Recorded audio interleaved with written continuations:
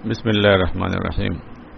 پانچویں اصل علاج حب دنیا کے بیان میں اور اس بات کے اعلان میں کہ محبت دنیا سب گناہوں کی جڑ ہے۔ اے عزیز جان اس بات کو کہ دنیا سب سروں کی سر ہے اور اس کی محبت سب گناہوں کی جڑ ہے، اور اس چیز سے زیادہ شوم یعنی منحوس کیا شے ہوگی جو خدا کے دشمن، خدا کے دوستوں کے دشمن، خدا کے دشمنوں کے دشمن ہو۔ خدا کی دشمنی تو یوں ہوتی ہے کہ رائے خدا میں بندوں کی راضی کرتی ہے تاکہ بندے خدا تک نہ پہنچے، اور خدا کے دوستوں کے ساتھ بعین طور دشمنی کرتی ہے کہ ان کو اپنا جلوہ دکھاتی ہے اور ان کی نگاہوں میں اپنے آپ کو ہراستہ بناتی ہے، حتیٰ کہ اسے صبر کرنے میں یہ لوگ تلخیاں چھکتے ہیں، مصیبتیں اٹھاتے ہیں، اور خدا کے دشمنوں کے ساتھ دشمنی کا یہ اندازہ ہے کہ مکر و حیلہ سے انہیں اپنے دائیں محبت میں کھینچتی ہے، لیکن جب وہ عاشق ہو جاتے ہیں تو ان سے دور بھاگتی ہے اور ان کے دشمنوں کے قبضہ میں جاتی ہے۔ نابکار رنڈی کی طرح ایک مرد کے پاس سے دوسرے مرد کے بغل میں پڑی پھرتی ہے، حتیٰ کہ آدمی اس جہان میں کبھی اس کا رنج اور کبھی اس کے فراق کی حسرت کھینچتا ہے اور آخرت میں خدا کا غصہ اور عذاب دیکھتا ہے۔ دنیا کے پندے سے کوئی نہیں چھوٹتا مگر وہ شخص جو اسے اور اس کی آفت کو کما حق ہو پہچانے اور اس سے پرہیز کرے، جس طرح جادوگروں سے پرہیز کرتا ہے۔ اس واسطے کہ رسول مقبول صلی اللہ علیہ وسلم نے فرمایا کہ دنیا سے پرہیز کرو کہ ہاروت ماروت سے بھی اس کا جادو زیادہ ہے۔ ہم نے دنیا کی حقیقت اور آفتیں اور دو کے آغاز کتاب کے تیسرے عنوان میں بیان کیے ہیں۔ یہاں وہ حدیثیں بیان کریں گے جو دنیا کی مذمت میں وارد ہوئی ہیں، اس واسطے کہ آیات قرآن اس مضمون میں بہت ہیں، اور قرآن اور کتب انبیاء اور رسولوں کے بھیجنے سے اللہ تعالیٰ کا مقصود یہی ہے کہ مخلوق کو دنیا کی طرف سے آخرت کی جانب بلائے اور دنیا کی آفت اور بلا اور محنت خلق سے کہ سنائیں تاکہ مخلوق اس سے پرہیز کرے۔ احادیث سے دنیا کی مذمت کا بیان۔ اے عزیز جان تو کہ رسول کریم صلی اللہ علیہ وسلم ایک دن ایک مری ہوئی بکری کے قریب سے گزرے، فرمائے کہ دیکھو یہ مردار یہاں کس درجہ خوار ہے کہ کوئی اس کی طرف دیکھتا بھی نہیں۔ قسم ہے اس خدا کی جس کے ہاتھ میں محمد کی جان ہے کہ اللہ تعالیٰ کے نزدیک دنیا اس سے بھی خوار ہے۔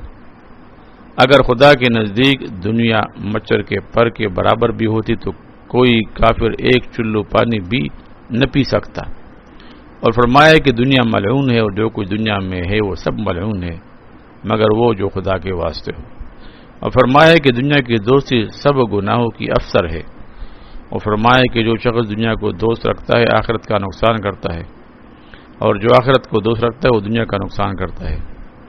تو جو چیز باقی نہ رہے اسے چھوڑ کر ایسی چیز کو اختیار کرو جو باقی رہے، یعنی دنیا کو چھوڑ کر آخرت کو اختیار کرو۔ حضرت زید بن ارقم رضی اللہ تعالی عنہ کہتے ہیں کہ میں امیر المومنین حضرت ابوبکر صدیق رضی اللہ تعالی عنہ کے ساتھ تھا۔ لوگ آپ کے واسطے شہد ڈال کر پانی لائے، آپ منہ کے پاس لے جا کر پیر لائے اور اس قدر شدت سے روئے کہ ہم سب رونے لگے، اور جب چپ ہو کر پھر رونے لگے کسی کو یہ قدرت نہ ہوئی کہ وجہ پوچھ سکے۔ جب آپ نے آنکھ پھونچی تو لوگوں نے عرض کیا کہ یا خلیفہ رسول اللہ یہ کیا ماجرا تھا؟ فرمایا کہ میں ایک دن رسول مقبول صلی اللہ علیہ وسلم کی خدمت میں بیٹھا تھا، دیکھا کہ اپنے دست مبارک سے کوئی چیز اپنے پاس سے دور فرماتے تھے اور کوئی چیز دکھائی نہیں دے رہی تھی۔ میں نے عرض کیا کہ یا رسول اللہ یہ کیا ہے؟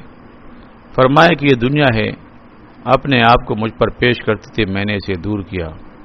وہ پھر آئی اور کہا کہ اگر آپ مجھ سے بچ گئے تو ٹھیک، لیکن جو لوگ آپ کے بعد ہوں گے وہ تو نہ بچیں گے۔ اب میں اس لیے ڈرا کہ کہیں اس دنیا نے مجھے تو شکار نہیں کیا۔ رسول مقبول صلی اللہ علیہ وسلم نے فرمایا ہے کہ اللہ تعالیٰ نے ایسی کوئی چیز پیدا نہیں کی جو اس کے نزدیک دنیا سے زیادہ دشمن ہو۔ جب سے دنیا کو پیدا کیا ہے اس کی طرف دیکھا بھی نہیں، اور فرمایا کہ دنیا اجڑوں کا گھر، مفلسوں کا مال ہے، اسے وہ شخص جمع کرتا ہے جسے عقل نہ ہو. اس کی طلب میں وہ شخص دشمنیاں مول لیتا ہے جو بے علم ہو، اور اس پر وہ آدمی حسد کرتا ہے جو بے فقہ ہو، یعنی دین کی سمجھ اسے عطا نہ ہو، اور اسے وہ طلب کرتا ہے جو بے یقین ہو. اور آپ صلی اللہ علیہ وسلم نے یہ فرمایا کہ جو صبح کو اٹھے اور اس کی بہت ہمت دنیا کی طرف ہو وہ مردان خدا میں سے نہیں ہے، کیونکہ اس کے واسطے دوزخ ہے. اور 4 خصلتیں اس کے دل کے لیے لازم ہوتی ہے. ایک ایسا رنج جو ہرگز کم نہ ہو، دوسرے ایسی مصروفیت جس سے ہرگز فراغت نہ ہو، اور تیسری ایسی تنگ دستی جس سے کبھی تونگری نہ ہو، اور چوتھی وہ امید جس کی کوئی انتہا نہیں. رنج یعنی ہمیشہ رنجیدہ رہے گا اور ہمیشہ مصروف رہے گا، کبھی فارغ نہیں ہوگا. تنگ دستی اس کی کبھی ختم نہیں ہوگی، اور امیدیں اس کی لمبی لمبی ہوں گی. ابو ہریرہ رضی اللہ تعالیٰ عنہ کہتے کہ ایک دن جناب رسول اکرم صلی اللہ علیہ وسلم نے فرمایا کہ تو چاہتا ہے کہ میں تجھے دنیا دکھا دوں؟ میں نے کہا جی. یہ فرما کر میرا ہاتھ پکڑ لیا اور ایک کوڑا کرکٹ پھینکنے والی جگہ پر لے گئے، اور اس میں آدمی اور بکریوں کی کوپڑیاں اور پلیدی پڑی تھی. فرمایا کہ اے ابو ہریرہ، تمہارے سروں کی طرح یہ سر بھی حرص و ہوا سے پر تھے، آج بے پوس یعنی بیناک کال کی ہڈی ہو گئے